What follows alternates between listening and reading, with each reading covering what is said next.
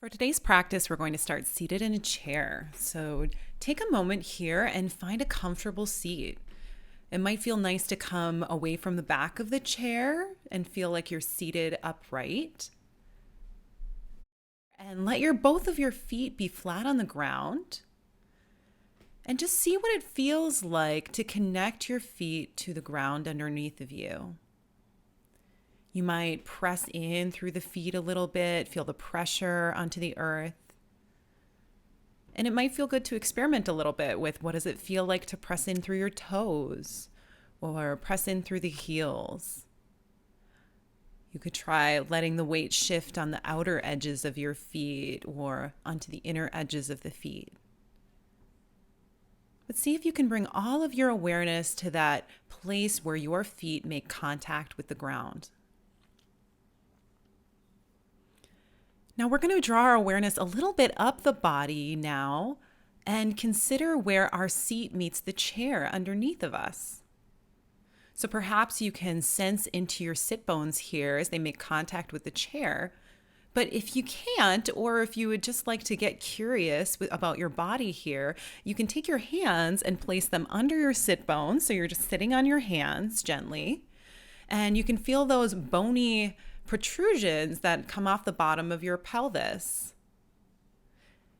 Now you could roll a little back and forth through your pelvis and experience what that feels like to be seated right on the sit bones. And then maybe what it feels like to come a little bit forward of the sit bones. This might cause a little bit of an arch in your back line. So sense that arching behind you, that contraction of the extensor muscles of your back. And just gently here, it doesn't have to be huge.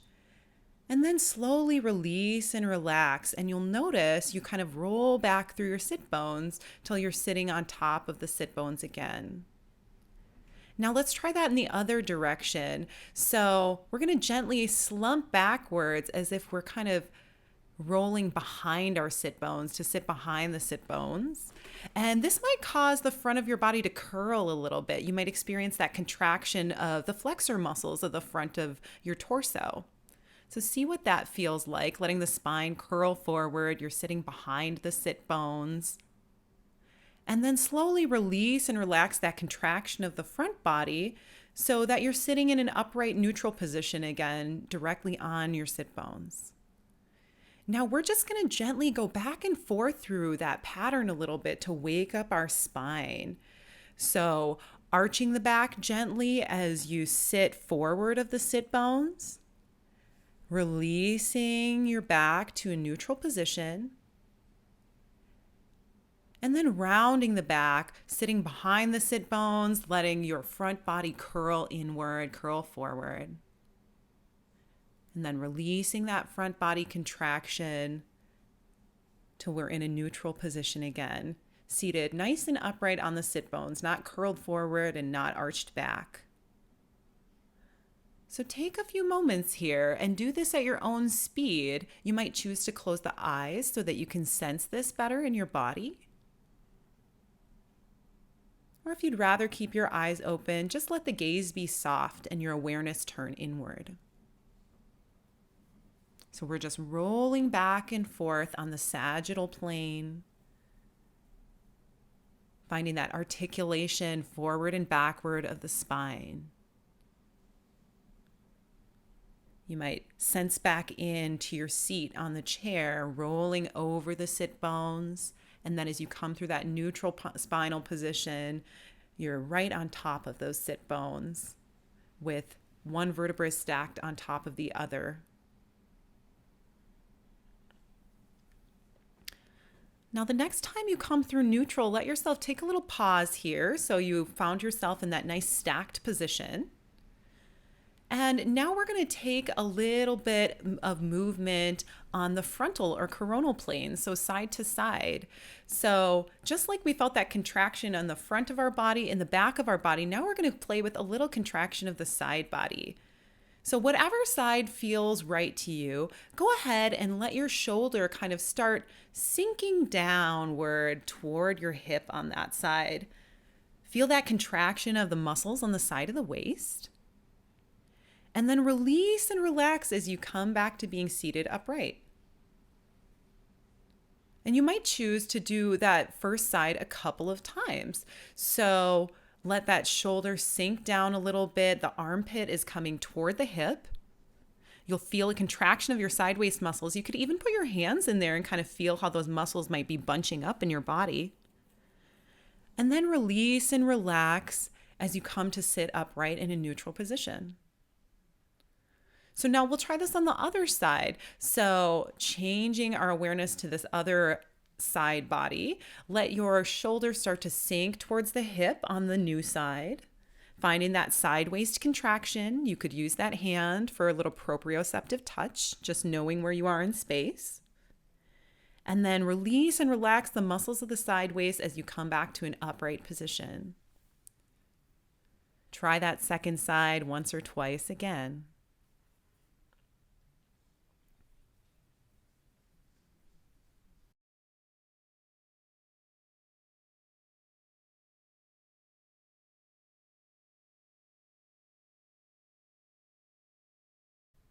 Now from here, we can start to alternate if you haven't already. Starting to experience what it feels like to release and relax the muscles on one side of your body, and then find the contraction on the other side.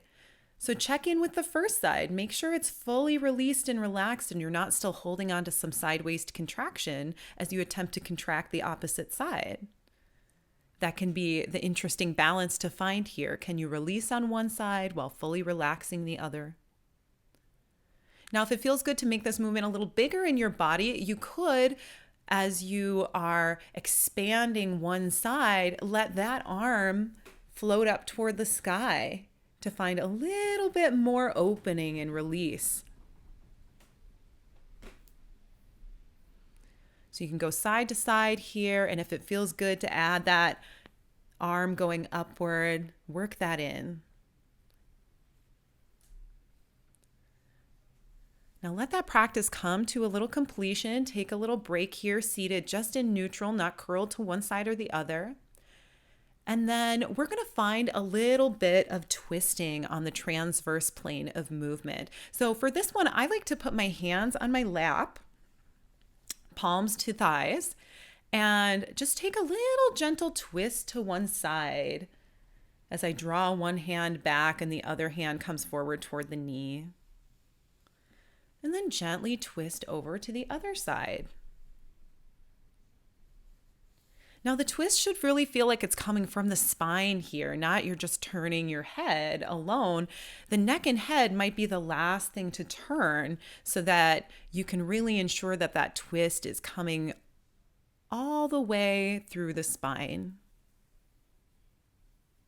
And sweetly here, no need to force it one way or the other. We're really just waking up our spine here.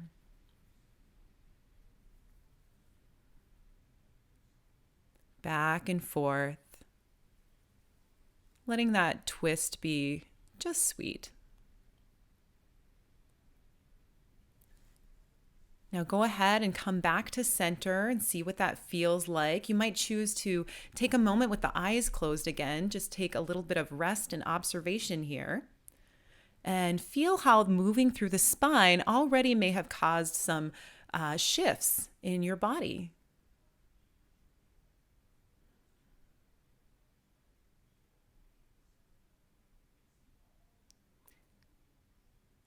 Now we're going to make our way to a standing position. So I'm going to stand here in front of my chair now. I'm going to put the back of the chair toward me. I like to interact with the higher side of the chair as I wake myself up through the hip joints here, but I might choose to turn it around as we continue our practice. So first we're going to stand in front of our chair and we're going to find a nice mountain pose. So take a moment here to shake one leg out and let it land where it lands. Shake the other leg out, let it land where it lands. You could even take a little bit of a shake, organic movement anywhere in the body that would feel nice to release tension. And then see what it feels like to be in this nice solid mountain pose where you feel like your feet are a nice distance apart. The weight is evenly distributed between each foot. You could shift side to side to test that out. You could also shift front and back on your feet. sensing and feeling here.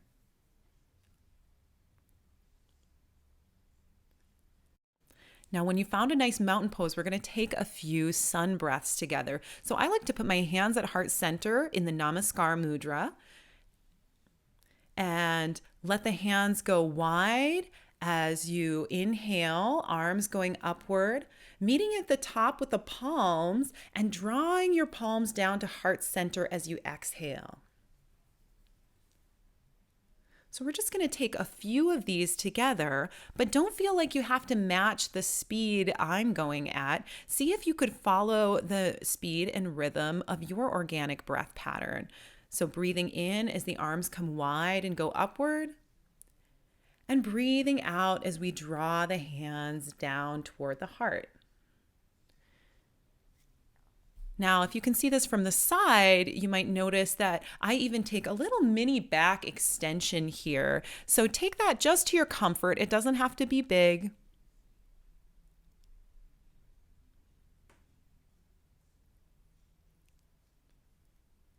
So one more time, we'll take that breath in. Arms come wide, palms meet at the top, and breathing out. Let's make this last breath down nice and slow as we draw our hands down to heart center. Now, as I said, we're going to be waking our hip joints up a little bit here by taking some forward folds. So the first thing I want you to do is take a little bit of a step up with your leg and find your hip crease, that place that the leg articulates from the torso and the front of your body. And find that on both sides. So just lift up one leg, check out where the hip crease is, lift out the other. And that's where we're going to be forward folding from. Sometimes when we forward fold, we have a tendency to round over and fold from the mid back, but we're going to try and see if we can keep our spine in a neutral position while we hinge forward at the hips. Keeping some bend in your knees will really help this. So against the back of the chair here, I'm just going to forward fold, keeping my spine in a neutral position. Now, it might feel like someone is pulling on your tail or drawing you backward at that hip hinge. So notice what that feels like. And then coming back up with a neutral spine, hinging up from the hips till we come back up to a nice mountain pose. So try that once or twice on your own timing here. Forward folding. Spine stays in a neutral position and hinging back up from that hip joint. Beautiful. Now I'm going to turn the chair around so I'm facing the seat of the chair now. I'm going to take that same forward fold from my hip hinge with my neutral spine. But now this time, once I get down to the place where I can fold no longer through my hip joint, I'm going to slowly and mindfully let my spine curl forward. So I find myself in an all the way folded over position. Now from here, let's play with just uncurling the spine back to its neutral position. And then curling it back down forward. You could take a moment here and release the neck and the head. You could shake your head no, or shake it yes.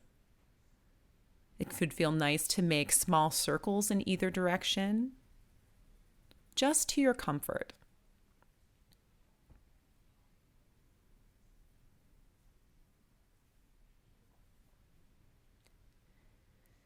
Now, as we come back up, we're going to unround the spine first, just to that neutral position, making sure we still have a little bend in our knees, and then hinging all the way up.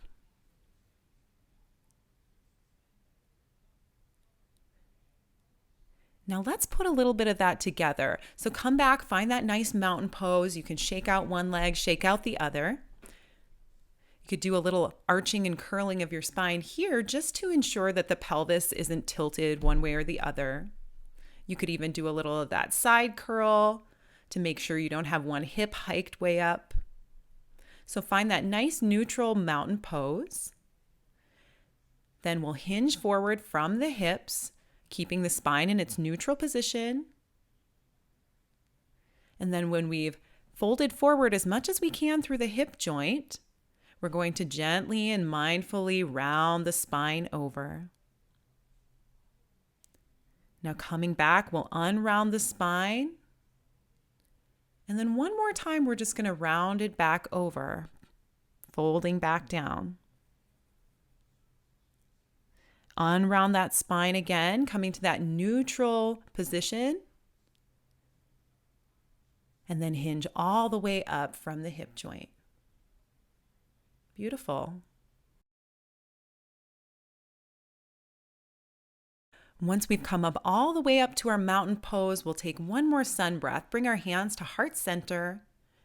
Take an inhale as arms come wide and go up toward the sky, hands meeting at the top, and then exhaling slowly as we draw the hands down.